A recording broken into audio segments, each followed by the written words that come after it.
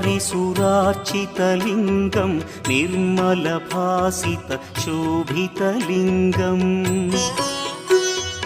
जन्मजदुःखविनाशकलिङ्गं तत्प्रणमामि सदा शिवलिङ्गम्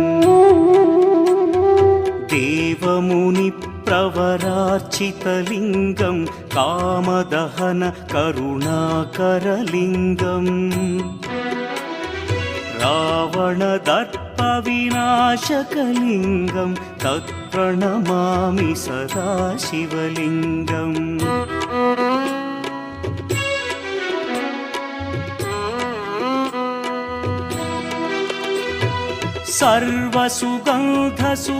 सर्वसुगन्धसुलेपितलिङ्गं बुद्धिविवर्धनकारणलिङ्गं सिद्धसुरासुरवन्दितलिङ्गं तत्प्रणमामि सदा शिवलिङ्गं कनकमहामणिभूषितलिङ्गं फणिपतिवेष्टितशोभितलिङ्गम्